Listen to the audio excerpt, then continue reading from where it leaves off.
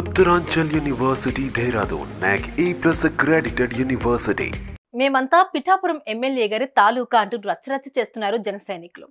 అదేంటి, ఆంధ్రప్రదేశ్లో ఎన్నికలు మాత్రమే జరిగాయి కదా, ఫలితాలు ఇంకా రాలేదు కదా, ఇప్పుడెందుకు ఇలా హడావుడి చేస్తున్నారు అనే సందేహం మీకు రావచ్చు. అయితే అక్కడ పోటీ చేసింది జనసేన అధినేత పవన్ కళ్యాణ్.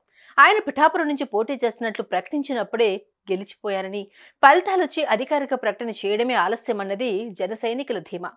అంతేకాదండోయ్, తక్కువలో తక్కువ 1,00,000 మెజారిటీ వస్తుందని కూడా స్థానిక నేతలు కొందరు జోస్యం చెబుతున్నారు. ఇక తన సీటు త్యాగం చేసిన వర్మ అయితే ఏ ఇంటర్వ్యూలో చూసినా ఆ ఎలివేషన్స్ మరో రేంజ్లో కనిపిస్తూ ఉన్నాయి.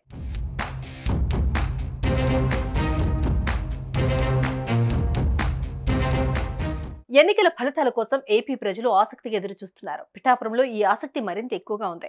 గత ఎన్నికల్లో 2 చోట్ల ఓడిపోయిన పవన్ కళ్యాణ్ పిఠాపురంలో బోని కొడతారో లేదోనని జన సైనికులు టెన్షన్ పడుతున్నారు. మరోవైపు పవన్ ని ఓడించి వంగగీత డిప్యూటీ సీఎంగా పదవి అందుకుంటారా అనే చర్చ కూడా జరుగుతోంది. ఈలోగా కొంతమంది అత్యుత్సాహవంతులు మాత్రం పిఠాపురంలో నేమ్ ప్లేట్లు, మొబైల్ ఫోన్ పౌచ్లు, స్టిక్కర్లతో రచ్చరచ్చ చేస్తున్నారు.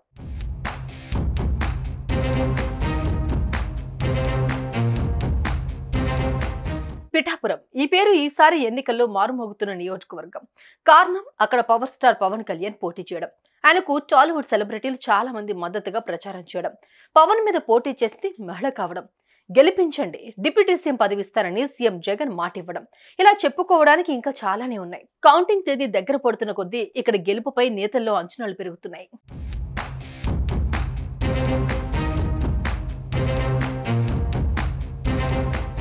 ఆంధ్రప్రదేశ్ ఎన్నికల ఫలితాలకు ముందే జనసేనాని పిఠాపురం ఎమ్మెల్యేగా పేర్కొంటూ ఫ్యాన్స్ చేస్తున్న హడావిడి మామూలుగా లేదు.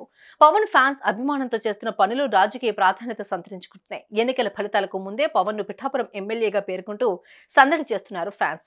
కొందరు ఫ్యాన్స్ అయితే ఓ అడుగు ముందుకేసి తమ వాహనాలపై పిఠాపురం ఎమ్మెల్యే గారి తాలూకా అంటూ స్టిక్కర్లు వేయించుకుంటున్నారు. ఇలాంటి వాహనాలు ఆంధ్రప్రదేశ్ లో మరీ ముఖ్యంగా గోదావరి జిల్లాలో కనిపిస్తున్నాయి. ఇంతకాలం పవన్ కళ్యాణ్ ఫోటోలు, జనసేన జెండాలు, గాజు గ్లాసు స్టిక్కర్లు ఎక్కువగా మెగా ఫ్యాన్స్, జన సైనికులు వాహనాలపై కనిపించేవి.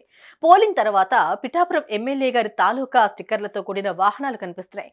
ఇలా అభిమానులందరూ పవన్ అభిమానులు వేరేయా అనిపించుకుంటున్నారు.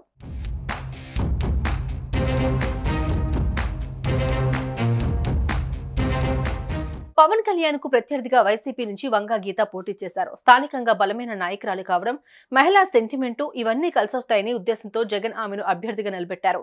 పిఠాపురంలో వంగగీతను గెలిపిస్తే ఉప ముఖ్యమంత్రి చేస్తానంటూ ఎన్నికల ప్రచారం చివరి రోజున పిఠాపురంలో నిర్వహించిన సభలో జగన్ హామీ ఇచ్చారు.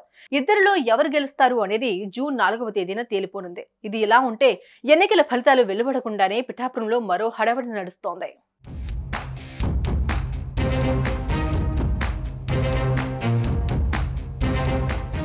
సుమన్ టీవీలో మీ పర్సనల్ అండ్ బిజినెస్ ప్రమోషన్స్ కోసం కింది నెంబర్కి కాంటాక్ట్ చేయండి.